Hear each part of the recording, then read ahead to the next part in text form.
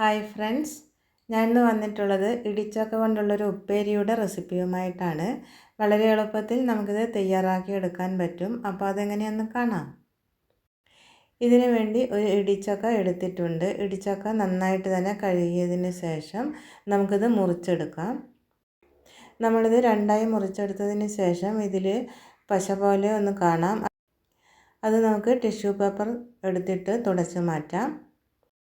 ഇടിച്ചക്ക മുറിച്ചതിന് ശേഷം അതിൽ ഒരു ഇടിച്ചക്കയുടെ കഷ്ണം കൊണ്ടാണ് ഉപ്പേരി ഉണ്ടാക്കാൻ പോകുന്നത്. വീണ്ടും നമുക്ക് ഇതുപോലെ ഒന്ന് മുറിച്ചെടുത്തതിന് ശേഷം നമുക്കിത് ചെറുതായിട്ടൊന്ന് മുറിച്ചെടുക്കാം.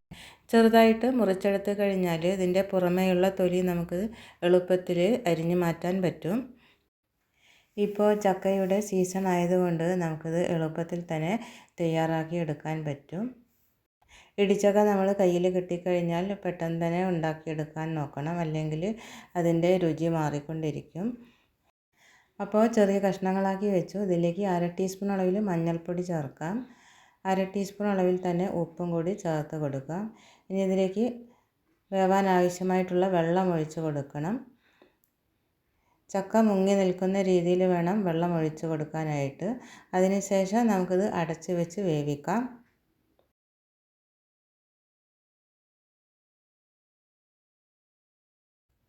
ചക്ക വേവുന്ന സമയം കൊണ്ട് നമുക്ക് മിക്സിയുടെ ചെറിയ ജാറിലേക്ക് 1/4 കപ്പ് അളവിൽ തേങ്ങ ചിരകിയത് ചേർത്ത് കൊടുത്തിട്ടുണ്ട്. ഇതിലേക്ക് ഒരു 15 വെളുത്തുള്ളി അല്ലി ചേർത്ത് കൊടുത്തു. 10 ചെറിയുള്ളി ചെറുതായിട്ട് അരിഞ്ഞതിന് ശേഷം ചേർത്ത് കൊടുത്തു. 2 പച്ചമുളക് അരിഞ്ഞത് ചേർത്ത് കൊടുത്തിട്ടുണ്ട്. ഇനി ഇതിലേക്ക് 1/2 ടീസ്പൂൺ അളവിൽ വലിയ ജീരകം ചേർത്ത് കൊടുക്കുന്നുണ്ട്. ഇനി ഇതിലേക്ക് മുളക് പൊടി ചേർത്ത് കൊടുക്കാനുണ്ട്. 1/4 ടീസ്പൂൺ അളവിൽ മുളക് പൊടി ചേർത്ത് കൊടുക്കാം.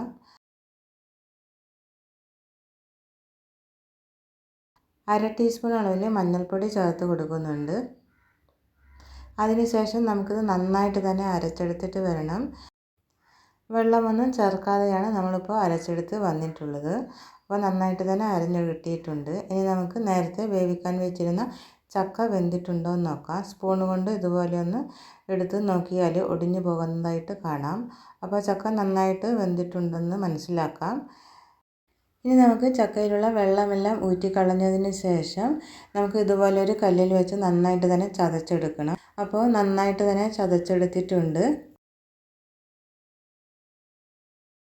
ഇനി നമുക്കൊരു പാത്രം അടുപ്പിൽ വെക്കാം. ഇതിലേക്ക് വെളിച്ചെണ്ണ ഒഴിച്ച് കൊടുക്കാം.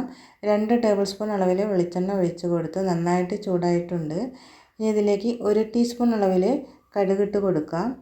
കടുക് നന്നായിട്ട് പൊട്ടി വന്നതിന് ശേഷം നമുക്കൊരു 5 ചെറിയുള്ളി ചെറുതായിട്ട് അരിഞ്ഞതിന് ശേഷം ചേർത്ത് കൊടുത്തിട്ടുണ്ട്. 2 വറ്റൽമുളക് ഒടിച്ചതിന് ശേഷം ചേർത്ത് കൊടുത്ത് കുറച്ച് കറിവേപ്പിലയും കൂടി ചേർത്ത് കൊടുത്ത് നന്നായിട്ട് തന്നെ നമുക്കിതൊന്ന് ഇളക്കി കൊടുക്കാം.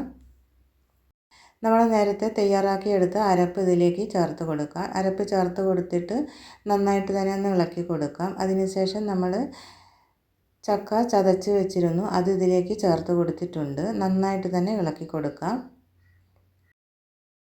തീ ലോ ഫ്ലെയിമിൽ വെച്ചിട്ട് വേണം നമ്മളിത് ഇളക്കി കൊടുക്കേണ്ടത്. അതിനുശേഷം ഉപ്പിൻ്റെ കുറവുണ്ട്, അതിലേക്ക് 1/2 ടീസ്പൂൺ അളവിൽ ഉപ്പ് ചേർത്ത് കൊടുക്കാം.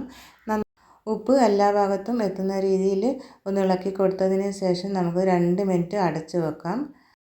2 മിനിറ്റിന് ശേഷം നമുക്ക് സ്റ്റൗ ഓഫ് ചെയ്യാം. അതിനുശേഷം ഒന്ന് ഇളക്കി കൊടുത്ത് വീണ്ടും നമുക്കിത് അടച്ച് വെക്കാം. അപ്പോൾ നമ്മുടെ ഇടിച്ചക്ക കൊണ്ടുള്ള ഉപ്പേരി തയ്യാറായി കഴിഞ്ഞു. നല്ല രുചിയാണിത് കഴിക്കാനായിട്ട്. നമുക്കിത് ചോറിനൊപ്പം കഴിക്കാം. നിങ്ങളും ഇത് ഉണ്ടാക്കി നോക്കണം. നിങ്ങൾക്ക് റെസിപ്പി ഇഷ്ടമായെന്ന് വിചാരിക്കുന്നു.